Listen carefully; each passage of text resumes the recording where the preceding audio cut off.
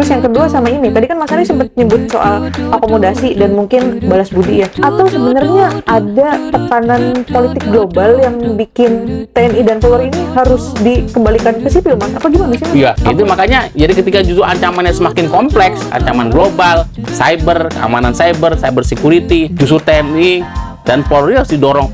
Iya. Tapi kan ini awalnya kecemburuan karena ketika pemisahan TNI dan Polri, salam jumpa, salam Indonesia. Kembali lagi bersama kami di Syndicate Talk. Syndicate Talk. Bersama Ari dan Via. Iya. Salam sehat untuk kita semua.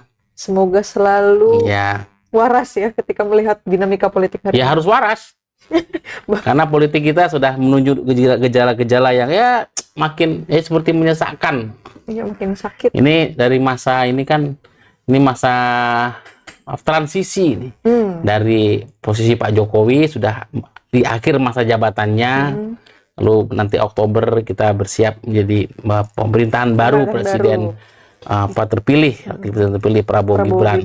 Iya. Jadi kalau Pak Jokowi ini lagunya tadi menghitung hari, menghitung hari. Dan tidak menit tapi sudah lagi countdown. Iya, Kalau Pak Prabowo menghitung hari itu kan mau rising up gitu. Rising up sebagai presiden baru. Presiden terpilih. Tapi ini kan politik bergerak dinamis, lagi pilkada, tapi juga isu yang politik yang memang perlu kita cermati bersama supaya kita tidak kehilangan kewarasan atau bisa tetap melihat kejernihan.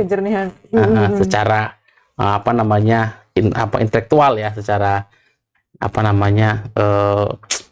jernih. Secara jernih lah pikirannya. Iya. Benak kita tidak, ya meskipun mumet, tapi kemumetan itu diharapkan bisa membuat kita tetap jernih. Ini Mas, ngomongin tentang masa transisi ya, Mas Ari sempat nyebut ya, juga. ini masa transisi ya. Nah, walaupun tidak ada transisi karena sinkronisasi. Iya. Makanya banyak sinkronisasi hukum.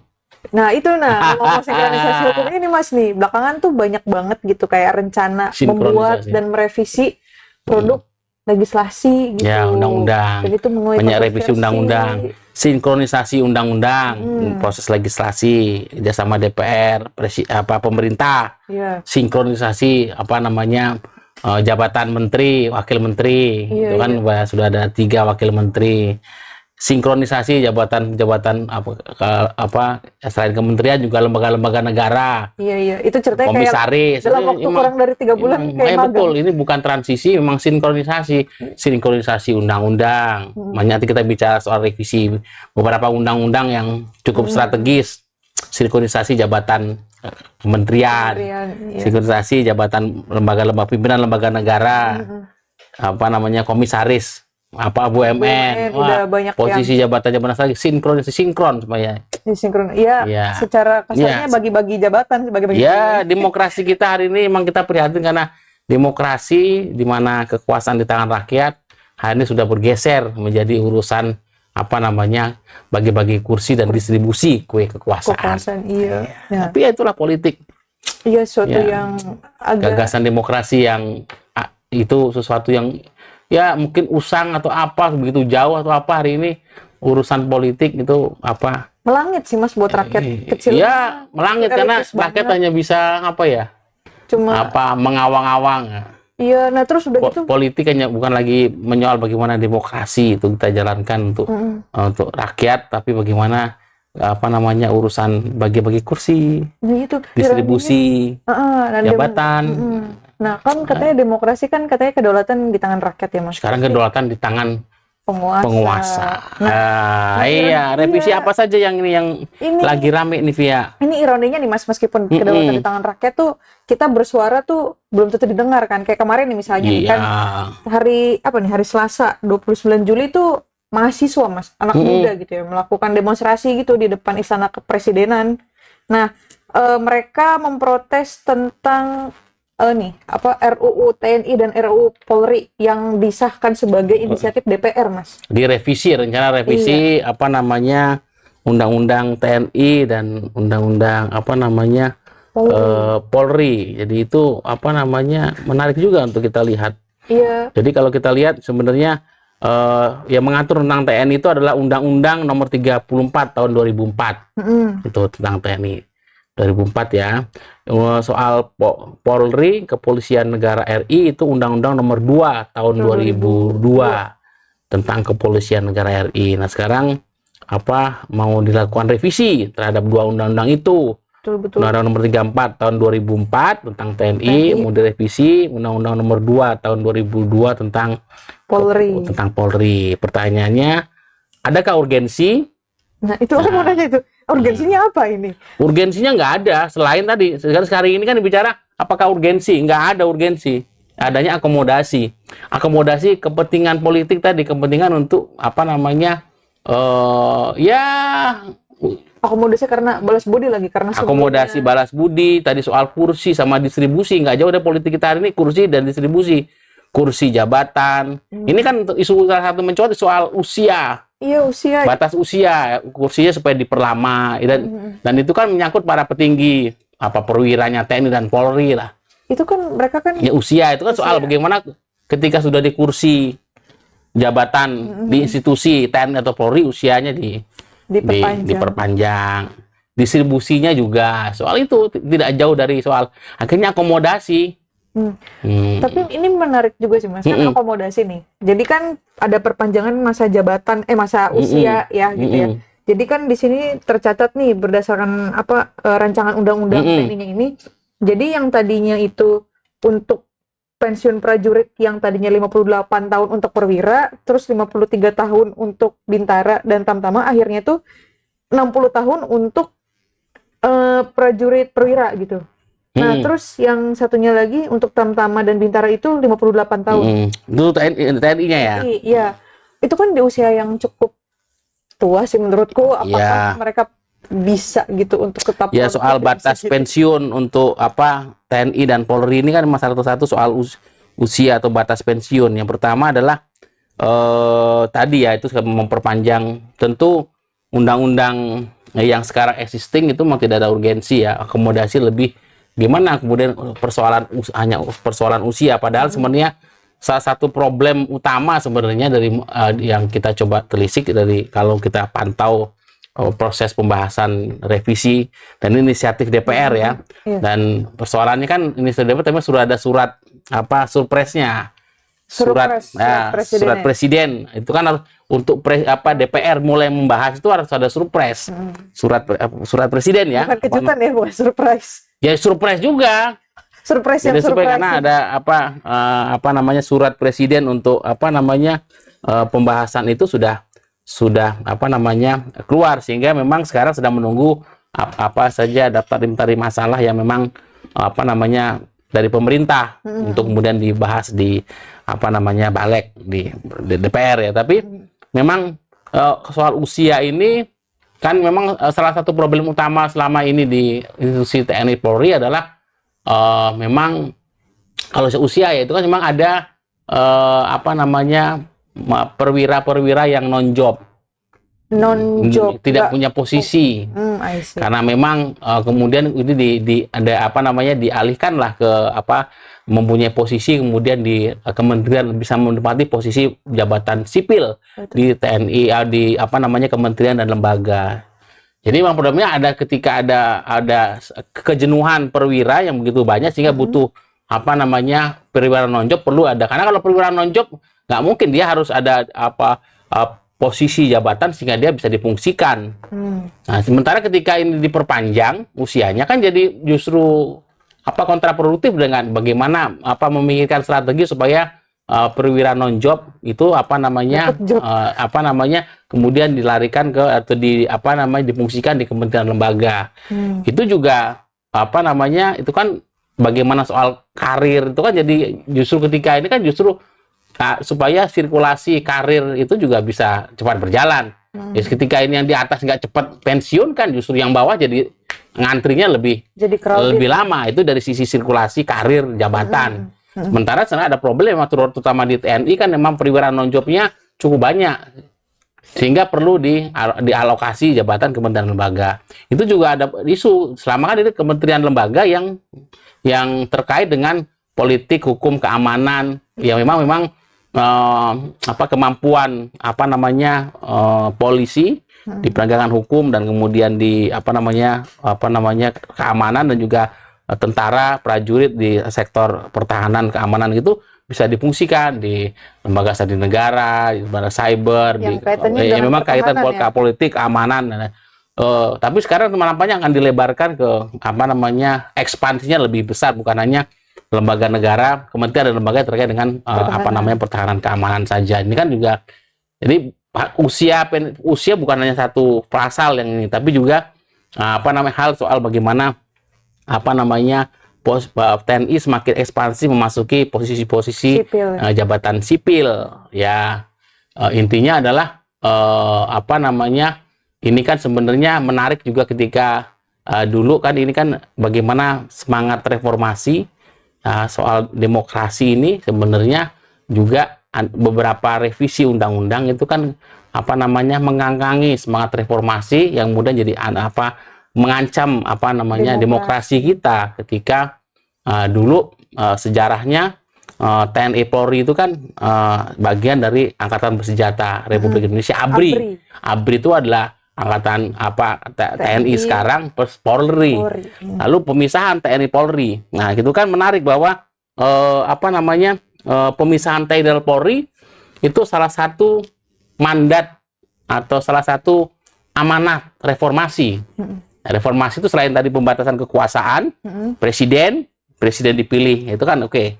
Kita pernah bahas, tapi dalam konteks pertahanan keamanan, TNI Polri itu juga apa direformasi karena yang pertama itu mandat amanah reformasi adalah apa namanya pisah TNI Polri karena domain pekerja berbeda. TNI itu memang untuk fungsi pertahanan dan kemudian Polri fungsinya keamanan dan penegakan hukum. Nah, itu kemudian dipisah. Nah, karena memang dan ingin supaya TNI Polri profesional. Nah, itu salah satu produk reformasi terakhir ya ketika memang ada TAP MPR nomor 6 tahun 2000 dan TAP MPR nomor 7 tahun 2000 untuk peran TNI dan Polri. Jadi ketika dipisah peran TNI itu TAP MPR nomor 6 tahun 2000, Polri-nya TAP MPR nomor 7 tahun 2000. Memang ada TAP MPR yang kemudian bagaimana apa namanya TNI dan Polri dipisah juga tidak masuk ke ranah politik praktis. TNI Polri harus profesional. Nah, itu apa namanya itu semangat demokrasi, itu amanat apa namanya reformasi bahwa apa namanya negara kita adalah negara hukum. Bagaimana penguatan institusi demokrasi, kebebasan pers juga dilakukan dengan bagaimana pemisahan TNI Polri. Nah, ketika sekarang apa namanya semangat dari revisi Undang-Undang TNI Polri itu keluar dari semangat itu. Nah, dulu kan ketika apa namanya masih disatukan sebagai ABRI, Angkatan Bersenjata Republik Indonesia, TNI dan Polri itu jadi satu kan ada dua fungsi TNI. Ya, satu soal fungsi pertahanan keamanan, kedua itu fungsi sosial politik. Nah, ini yang fungsinya mau dilepaskan bahwa TNI kembali ke barak, ya. Kemudian Polri ya urusan keamanan, kemudian penegakan hukum supaya TNI dan Polri profesional. Nah, itu ketika bicara soal ruang lingkup pekerjaan ya harus kementerian lembaga. Awalnya masih dibicara soal di domain pertahanan keamanan, itu oke. Mau dilebarkan usia juga. Kalau usia sih ya itu bukan soal tidak ada kaitannya seolah-olah dengan semangat reformasi demokrasi, tapi kemudian tadi ketika ada justru ketika ada tadi apa namanya penumpukan perwira non job itu jadi justifikasi untuk kemudian jadi ruang untuk bagaimana justru ekspansi TNI Polri ke jabatan-jabatan sipil, sehingga itu kan keluar dari justrunya kan bagaimana sekarang tanggung jawab negara untuk bagaimana proses sirkulasi perwira dan juga soal kesejahteraan. Ini kan pertimbangan utamanya sebenarnya hari ini itu persoalan kesejahteraan prajurit, kesejahteraan anggota Polri. Berangkat dari non-job tadi ya, Mas? Ya, karena kan posisinya kan ya tidak itu juga posisi kesejahteraan ya, soal priuk, soal income dari prajurit, TNI dan Polri, yang itu kemudian itu ada juga motif politik untuk bagaimana kemudian balas budi segala macam. Tapi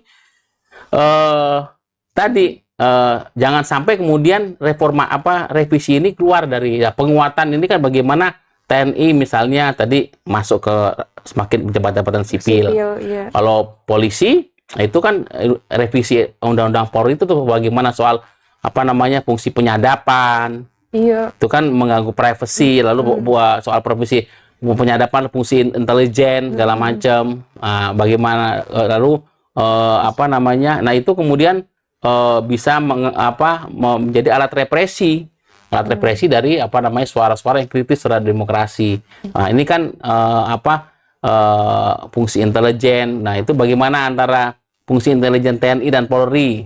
Nah, kemudian penyadapan itu kan apakah itu kan ada pasal-pasal yang memang memberikan ruang lebih longgar tanpa pengawasan. Iya. Fungsi pengadilan lah yang kemudian izin penyadapan itu mestinya ada izin dari otoritas lain. Nah, ini kan demi alasan keamanan, demi alasan. Nah, ini kan beberapa pasal yang memang kita khawatirkan memang bisa ancaman serius kepada demokrasi kita. Jadi penggalangan intelijen, penyadapan soal bagaimana pengawasan di ruang cyber, undang-undang ITE itu kan bagaimana peran. Nah, ini bagaimana detail revisi undang-undang TNI dari daftar inventarisasi masalahnya dan kemudian arahnya kemana. Kemudian revisi undang-undang Polri juga nih sektor keamanan dan sektor pertahanan kita. Nah, jangan sampai kemudian semangat untuk menjadikan TNI dan Polri yang profesional keluar dari ranah politik bahkan kemudian alat TNI dan Polri sebagai alat negara, terutama TNI atau alat negara. Politik TNI itu politik negara, bukan politik penguasa. Ketika sekarang kekuasaan itu demokrasi itu cenderung kemudian dikuasai oleh kekuatan kekuatan politik yang dominan. Nah, ketika kita perlu mencermati betul bagaimana arah dan kemudian risiko dan konsekuensi dari revisi Undang-Undang TNI dan Polri. Jangan sampai kemudian menjadi ancaman pada demokrasi. Ini kan makanya masyarakat sipil, terutama di sektor keamanan, pertahanan itu kan security kan sangat kritis. Mahasiswa juga sangat kritis. Partai politik juga sudah ada yang menolak untuk rencana revisi karena memang ditakutkan TNI dan Polri keluar dari semangat sebagai menjadi tentara dan polisi yang profesional masuk ke ranah politik menjadi alat politik kekuasaan untuk kekuatan represi yang kemudian anti demokrasi, merepresi kelompok-kelompok. Itu kan dari fungsi intelijen, penyadapan. Nah, itu kan harus kita kawal betul. Jadi jangan sampai ini makanya tidak ada urgensinya. Jadi ini alih-alih sebenarnya hanya bukan hanya persoalan usia, bukan hanya persoalan mengisi jabatan-jabatan di sipil, tapi soal bagaimana fungsi-fungsi keamanan itu yang kemudian menjadi tupoksi Polri, kemudian pertahanan yang menjadi tupoksi TNI itu bisa dijaga betul supaya profesional dan bebas dari kepentingan politik. Ini yang menarik ini Mas, aku jadi ingat sama pernyataannya Pak Agus Subianto ya, Panglima TNI itu. Beberapa waktu lalu tuh beliau bilang bahwa TNI memang dari dulu sudah multifungsi gitu. Bukan duifungsi tapi multifungsi. Nah, kata dia bahkan TNI sering kali ada di wilayah yang rawan bencana dan ngebantu hal-hal kemanusiaan seperti itu gitu. Itu yang sebenarnya agak bikin kami semua tentu khawatir ya Mas tentang kembalinya duifungsi ABRI ini, bahkan bukan duifungsi tapi multifungsi gitu. Nah, itu satu soal pernyataannya Pak Agus seolah-olah mengafirmasi itu. Terus yang kedua sama ini, tadi kan Mas Ani sempat nyebut soal akomodasi dan mungkin balas budi ya. Atau sebenarnya ada tekanan politik global yang bikin TNI dan Polri ini harus dikembalikan ke sipil Mas? Apa gimana sih Mas? Iya. Ya intinya kan memang TNI dan Polri harus profesional dan kemudian profesional dan kemudian tidak berada di wilayah politik praktis dan tidak menjadi alat politik. Nah, itu kita harus dorong ke arah sana. Nah, justru ketika ancaman apa namanya keamanan global itu. Keamanan dan pertahanan global ini ancaman security itu menjadi ancaman sifatnya global, lebih kompleks di era perang proxy hari ini, dan kemudian soal digital security, keamanan keamanan digital, kasus terakhir soal pembobolan SIM security, data nasional kita. Justru kita harus bagaimana mendorong cyber security itu ya. Itu juga TNI dan Polri harus profesional, ada ranah pertahanannya, ya, bagaimana ancaman, efek mengantisipasi ancaman, efek deterrence untuk penangkalan seperti apa, dan bagaimana mitigasi soal ancaman itu ya. TNI harus profesional bagian dari menjaga kedaulatan pertahanan negara, supaya urusan cyber security itu juga ada yang menjadi wilayah domain TNI. Kita soal keamanan cyber itu keamanan data pribadi. Nah, itu termasuk kemarin pembobolan data itu ada ranah penegakan hukumnya, yang kemudian itu ranah Polri. Justru harus profesional kita dukung. Jangan kemudian menjadi alat politik, jadi kekuasaan. Bukan soal nggak fokus, tapi kemudian jadi dia dikendalikan oleh kelompok kepentingan, mereka yang berkuasa. Kelompok kepentingan mereka yang bagian dari kekuasaan kapital global atau apapun. Makanya ketika TNI Polri masuk ke wilayah politik sipil, praktis, ya ke wilayah sipil, jabatan-jabatan yang memang terkait dengan jabatan-jabatan politik di kementerian, lembaga, kemudian di luar sektor keamanan dan sektor pertahanan, yaitu kemudian ya tadi apalagi kan ada TNI berbisnis. Ya, itu isu yang menarik juga TNI kan, soal bagaimana TNI dilarang berbisnis. Tapi sekarang itu pasal itu mau dihilangkan. Nah, apalagi politik masuk ke wilayah politik, pasti kemudian berbisnis. Sudah itu menyatunya kekuasaan finansial, kekuatan ada politiknya ketika dalam kekuatan politik, dan kemudian kekuatan senjata. Bagaimana itu ketika negara dikuasai oleh kelompok yang memang kepentingan penguasa, itu kan sangat bisa dikooptasi untuk tujuan-tujuan kekuasaan, bukan untuk tujuan-tujuan negara.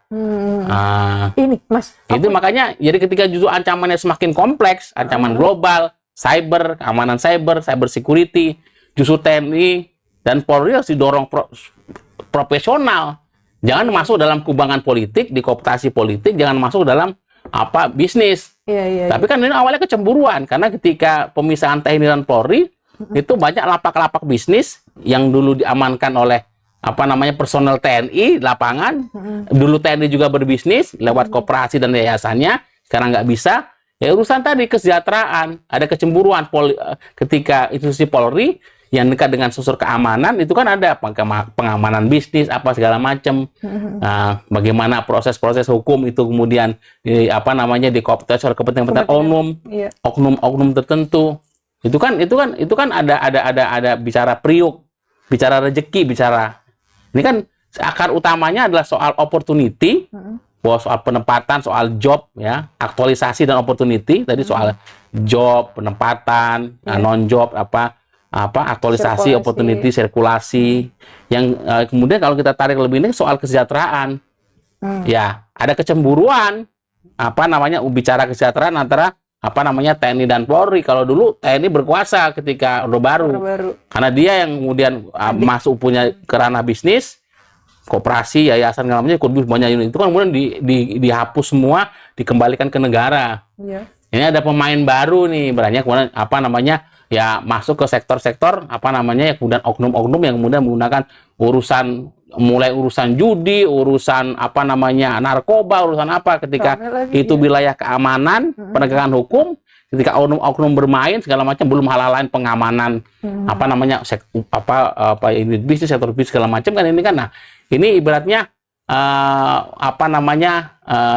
TNI yang kembali ke barak ingin punya lapak. Ya lapak bisnis, makanya kan Panglima TNI Kepala Staf TNI Angkatan Darat itu kan malah ya, kenapa personel prajurit TNI nggak boleh punya lapak, punya warung, bukan persoalan, itu kan juga bagian dari bisnis. Iya. Persoalannya makanya akar persoalannya apa sih? Bukan, jangan kemudian reaksi atau requestnya kemudian ini, akar persoalannya apa? Baru kita carikan solusinya. Ini kan akhirnya persoalannya kesejahteraan. Bagaimana kesejahteraan prajurit? Kesejahteraan prajurit TNI kita dari apa namanya tamtama sampai dengan perwira. Bagaimana kesejahteraan mereka ketika apa namanya posisi jabatan, job, banyak posisi non jobnya. Lalu ketika ranah lapak usaha itu kemudian menjadi ranah pengamanan dari Polri, ya, tapi kemudian itu mengambil side benefit dari situ. Ya, kita kan banyak bongkar bagaimana cerita dibongkarnya Verdi Sambo itu kan punya timbunan uang cash yang luar biasa karena mendalikan bisnis haram. Ya, bisnis kejahatan, ya, narkoba, ya, perjudian, ya, kemudian prostitusi segala macam yang itu lorong gelap dari bagian dari penegakan hukum kita yang oknum banyak di situ. Nah, pada kita bicara kesejahteraan, ketika negara tidak bisa menjamin kesejahteraan personel Polri dan kemudian prajurit TNI, ya sampai kapan kemudian ya akhirnya orang kan bicara kesejahteraan kan, kita butuh hidup yang layak. Sama ini juga nggak sih? Jadi itu anunya ke sana, Pia. Jadi jangan kemudian negara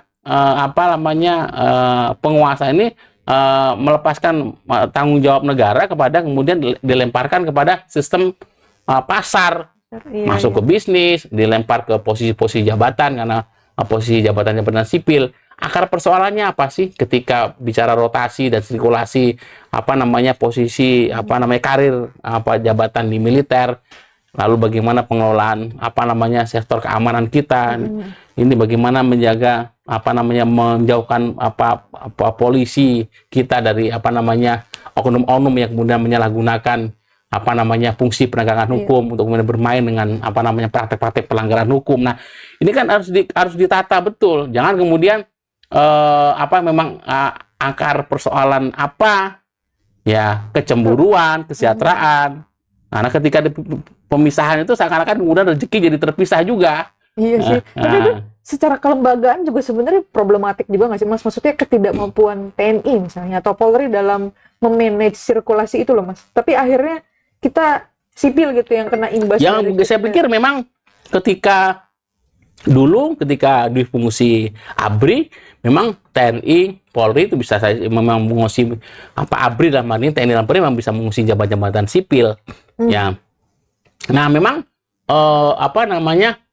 mendorong memposisikan TNI yang kemudian profesional, ya memang di awal dari situ. Ya, pertama soal aktualisasi opportunity, soal sirkulasi jabatan, tapi dan juga utamanya kan soal kesejahteraan, rezeki.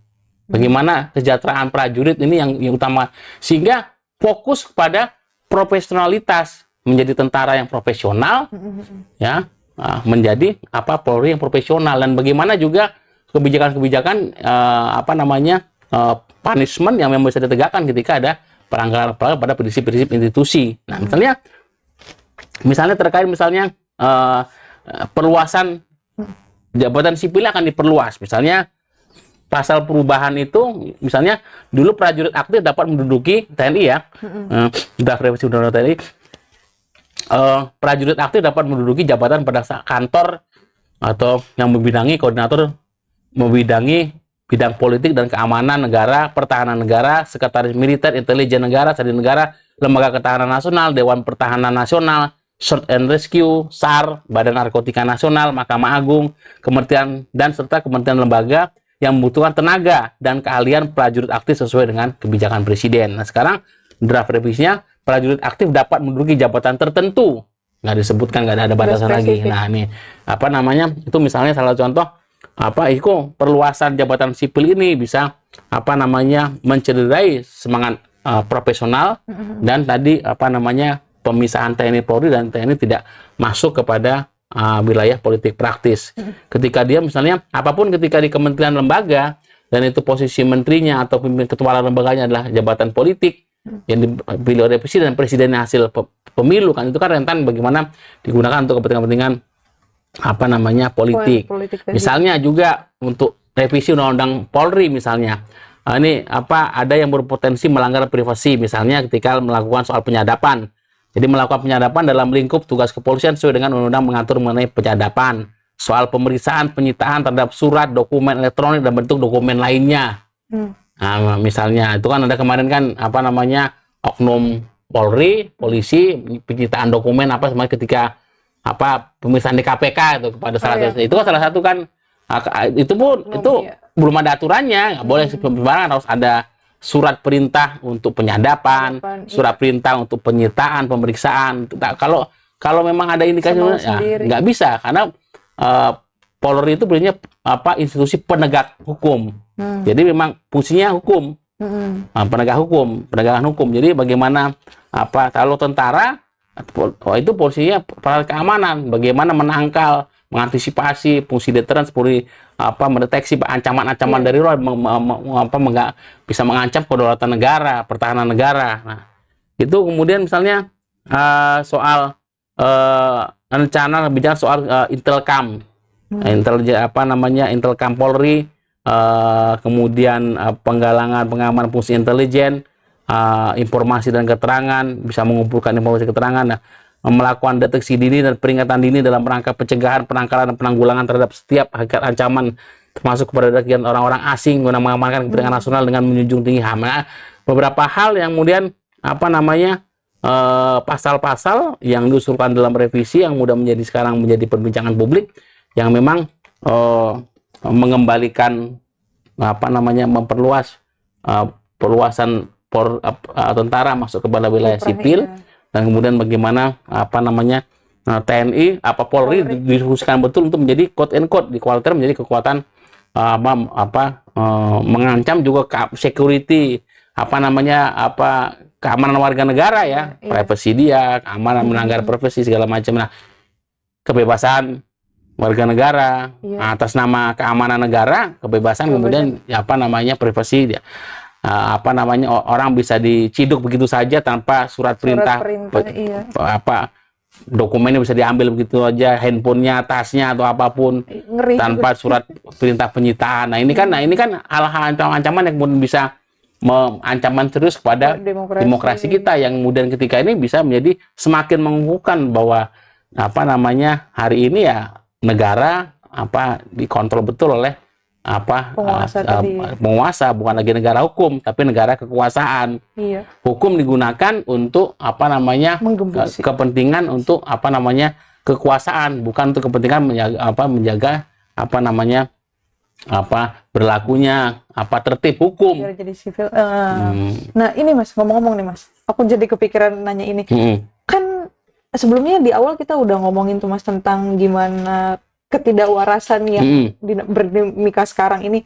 Nah, apakah jangan-jangan kenapa UU TNI dan UU Polri ini diwacanakan akan direvisi karena sebetulnya buat mengantisipasi pemerintahan ke depan gitu? Karena kan sekarang tuh kayak karut-marut banget gitu loh Mas. Maksudnya dengan adanya TNI dan Polri yang lebih kolaboratif, terus jadi ada potensi kembalinya dari fungsi ABRI kan jadinya lebih militeristik tuh Mas. Jadi seolah-olah kayak mengamankan kekuasaan yang kemungkinan bakal bercokol di masa mendatang gitu loh Mas. Bisa nggak sih kayak gitu buat antisipasi ke depan aja gitu. Jadi kamu jangan macam-macam sama pemerintahan selanjutnya gitu. Jadi nanti selanjutnya aman aja. Sekarang berantakan gitu. Menarik bahwa misalnya revisi Undang-Undang TNI dan revisi Undang-Undang Polri ini adalah dikonstruksikan sebagai inisiatif DPR. Ya. Jadi tapi persoalannya kan ini inisiatif DPR, tapi kemudian butuh persetujuan dari pemerintah.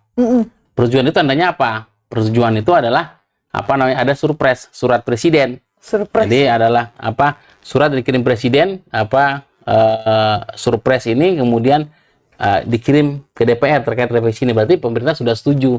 Dan sekarang sedang ditunggu apa aja daftar inventaris masalahnya untuk kemudian dilakukan revisi. Nah, artinya apa? Posisinya oke ini DPR tapi kan pemerintah sudah setuju.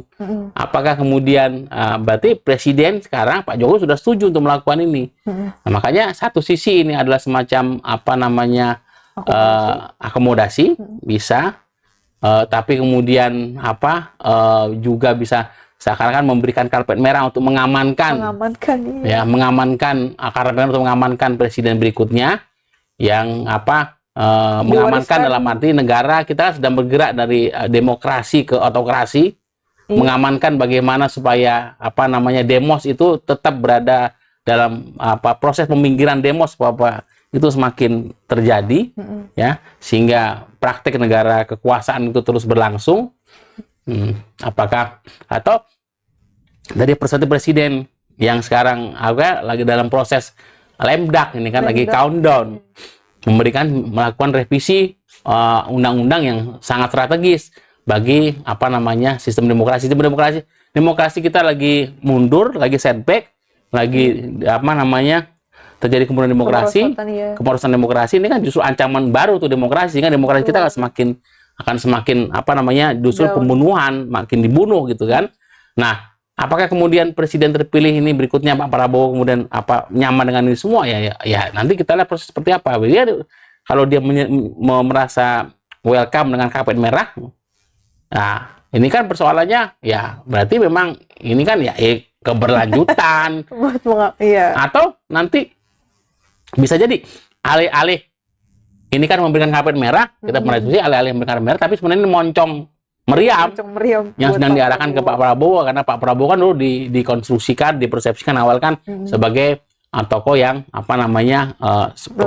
militer, tapi anti demokrasi segala macam. Nah, seakan-akan dikonstruksi begitu, belum jadi presiden, tapi sudah melakukan inventarisasi apa ya instrumen hukum yang bisa untuk menguatkan sentralisme politik kekuasaan itu, ya kan? Yang ketika Polri dan TNI itu betul-betul menjadi alat kekuasaan, bukan menjadi alat negara. Nah, itu kan ya. Nah, tinggalin apakah kemudian ini maunya siapa? Maunya siapa ya, Mas? Ya, kalau ini bicara apakah maunya dari yang ngasih surprise, ya, ataukah maunya dari yang next berkuasa, next presiden, ataukah maunya kelompok kepentingan, ataukah maunya aliansi global, atau ini kan. Jadi siapa yang diuntungkan? Kita lihat benar-benar siapa diuntungkan di sini, siapa yang bermain di sini, kalau sampai bermain kita ada DPR, ada pemerintah, tapi siapa yang diuntungkan? Dan kemudian siapa yang menjadi korban dari kebijakan ini? Ya, tadi demokrasi kita, rakyat tentu, demos tadi yang jadi korban. Nah, ini kan membahayakan demokrasi kita, dan kita bisa jadi lebih buruk dari kondisi kebebasan sipil, kebebasan berekspresi, masyarakat. Nah, itu masyarakat akan diawasi, handphonenya ya, jadi akan terawasi untuk semakin jadi polisi tentara akan jadi jadi alat politik kekuasaan ini yang kemudian tidak ada urgensi untuk melakukan revisi itu, dan kita khawatir bahwa memang bukan khawatir lagi, ini memang ancaman serius untuk demokrasi kita sudah setback, sudah mundur. Ini terjadi pembunuhan assassination untuk demokrasi kita secara sistematis melalui instrumentasi hukum. Revisi undang-undang itu kan, makanya tadi persis ya. Jadi ketika negara atau sistem ketenagaran kita, sistem hukum kita tidak punya haluan, tidak punya rujukan, tidak punya direction, yang prinsip ada prinsip yang memberikan arah, haluan dalam legislasi, bisa serampangan, ugal-ugalan, bergantung maunya si penguasa, kebijakan ugal-ugalan. Karena ya udah, balapan jelas kan, revisi undang-undang TNI nggak masuk dalam prolegnas, ya nggak masuk juga program legislasi yang menjadi prioritas. Ya, hari ini kan justru banyak undang-undang yang justru menjadi kebutuhan rakyat, ya, yang masuk dalam program legislasi nasional, legislasi prioritas, tiba-tiba itu dipinggirkan saja, tapi masuklah inisiatif yang dari baru. revisi undang-undang, entah itu dari DPR atau pemerintah, itu kan hanya bicara apa namanya, mereka main apa namanya TikTok-kan aja ya sekarang, inisiatif pemerintah atau DPR gitu. Tapi untuk kepentingan kekuasaan. Nah, ini kan siapa yang diuntungkan dengan semua proses revisi undang-undang? Apalagi namanya siapa yang diuntungkan dengan proses revisi undang-undang TNI, revisi undang Polri? Oke, seakan-akan memang memberikan benefit untuk TNI dan Polri. Tapi hati-hati, TNI dan Polri apa namanya, abdi negara. Mereka adalah abdi negara. Abdi negara dan harus netral ya, Mas? Abdi negara, netral, para politik abdi negara, bukan abdi penguasa. Nanti pas diubah undang-undangnya. Nah, tapi ketika ini diberikan semacam saham, diberikan benefit, usia apa prajurit, usia apa namanya personel Polri, prajurit TNI di apa perwira di extend, ditambah. Ya kalau usia mau ditambah, kalau nggak mau ada usia pensiun itu jadi peneliti. Kayak kita nih, jadi peneliti itu nggak ada pensiunnya. Oh gitu, seumur hidup ya? Ya pensiun, peneliti itu usia seumur hidup, nggak ada peneliti pensiun umur. Nah iya, kalau TNI Polri itu sudah diatur bagaimana undang-undang TNI, undang-undang Polri, kemudian pemisahan TNI Polri, supaya dijaga betul TNI dan Polri menjadi profesional, bisa apa namanya menjaga pertahanan keamanan negara, marwahnya tidak dikooptasi oleh kepentingan politik. Tapi yang utama tadi, negara harus menjamin kesejahteraan. Negara harus menjamin kesejahteraan prajurit TNI, personel Polri. Dan harus jangan sampai problem kecemburuan soal kesejahteraan, soal income itu menjadi potensi yang kemudian merusak harmonisasi soal kerja TNI dan Polri dalam mengamankan penegakan hukum dan juga bagaimana fungsi menjaga pertahanan negara. Apalagi ancaman kita kan udah skalanya global. Jadi makanya ketika bagian dari kepentingan hari ini revisi undang-undang TNI Polri tadi memang ancamannya luar dalam. Ya tadi karena kita politik kita hari ini tidak punya acuan, tidak punya arah. Legislasi kita tidak punya haluan tadi yang kita pernah bahas di satu episode, bagaimana penyusunan undang-undang kebijakan itu harus mengacu pada haluan negara. Dulu namanya garis besar haluan negara, pokok-pokok haluan negara, apapun namanya, tapi adalah guidance, directive principle yang memang menjadi acuan. Jadi siapapun yang berkuasa bukan maunya penguasa, tapi nangis. Tapi adalah bagaimana sudah diturunkan dari sistem hukum kita, sehingga kelembagaan demokrasi dijaga, sistem ketatanegaraan kita dijaga, fungsi TNI dan Polri juga pada tempatnya yang proper. Bagaimana menjaga keamanan, penegakan hukum, dan menjaga kedaulatan negara, pertahanan negara. Ini kan harus itu, makanya dari bicara TNI Polri kan bicara ya isunya kesejahteraan sebenarnya. Isu kesejahteraan, tapi kemudian diberikan kompensasi lah, extend jabatan, sipil, extend usia, lalu boleh multifungsi ya gimana? Jelas hanya one function, fungsi tunggal. Fungsi TNI, fungsi pertahanan ya negara. Nah, kemudian Polri fungsi keamanan dengan hukum, itu fungsi ya supaya profesional. Jangan ini kan keluar dari semangat reformasi, dikembalikan lagi ke politik. Jadi memang sekarang hati-hati, ada arus besar keinginan ketika kekuasaan itu sudah berada jadi ke kelompok yang sekarang berkuasa itu memang ingin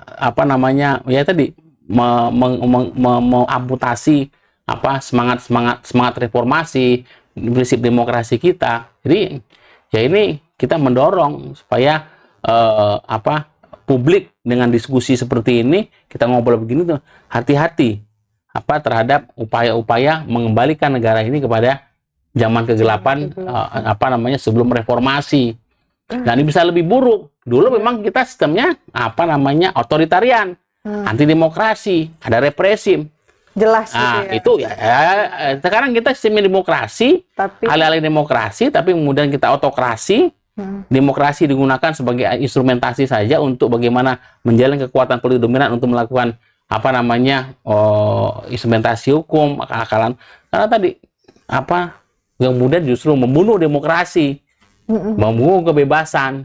Nah, itulah apa namanya tantangan kita ke depan. Jadi memang masyarakat sipil, mahasiswa hari ini ada juga beberapa partai politik yang sudah mulai kritis soal revisi Undang-Undang TNI dan Polri. Itu dan juga tidak kan itu kan penetapan pemisahan itu sudah ada TAP MPR-nya. Itu fungsi ya untuk memang itu kan di atas undang-undang. Iya. Ya. Jadi udah ada Undang-Undang TNI Polri. Jangan sampai revisi undang-undang itu juga melanggar TAP MPR.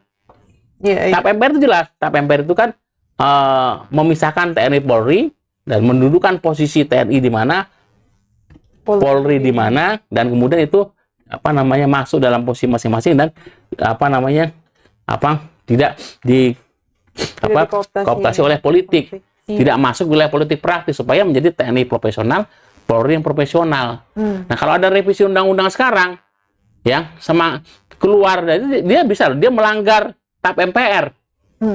Ya.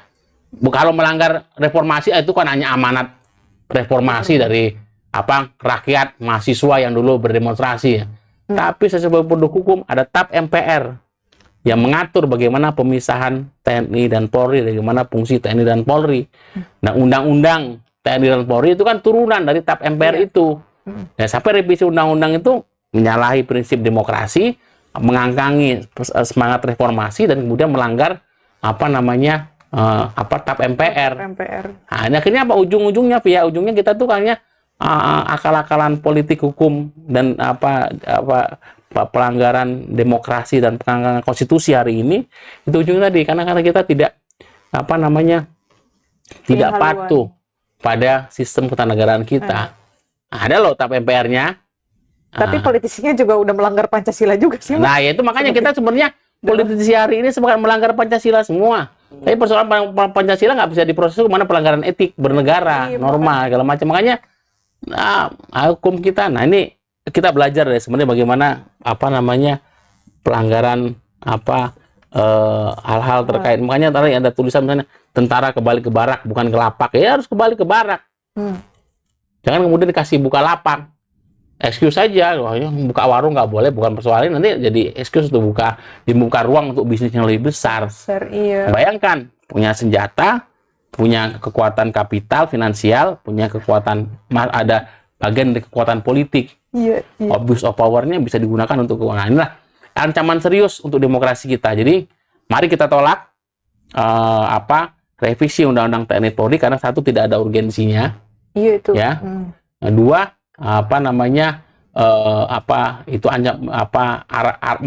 revisinya mengarah pada ancaman serius pada demokrasi dan kebebasan kebebasan sipil. Iya, ini sesuatu yang mudaratnya itu lebih banyak daripada manfaatnya, memang harus harus kita terima. Nah, mari kita kembalikan kepada negara.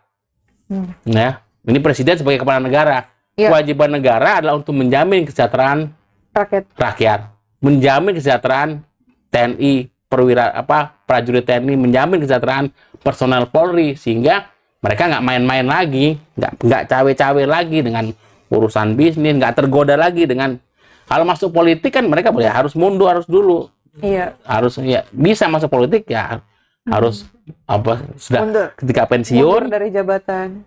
Tapi jadi kalau diperpanjang usianya terlalu jadi nggak bisa masuk politik, telat dong harus mundur. Nah, makanya ini kita menggedorkan ini supaya diskusi ini menjadi diskursus di masyarakat supaya jangan padam gitu. Iya, karena ada di balik revisi undang-undang, termasuk revisi undang-undang TNI dan Polri menjadi agenda-agenda politik, bukan agenda-agenda penguatan demokrasi. Dan ini demokrasi kita yang sudah ini justru akan semakin dikondisikan untuk dikuasai oleh politik kekuasaan. Iya. Oke. Iya Mas. Tadi diingetin sama Mas Aji. Saya terlalu bersemangat untuk ini. Jadi kita posisi menolak revisi undang-undang TNI dan undang Polri karena memang tidak ada urgensi dan kita ingin pesan dari kita bagaimana menyelamatkan demokrasi dan konstitusi kita. Karena ancaman terus untuk konstitusi, ya, ancaman terus untuk demokrasi kita ke depan. Ya, terima kasih teman-teman semua. Terima kasih Via. Sampai jumpa di episode berikutnya. Sampai jumpa. Salam Indonesia.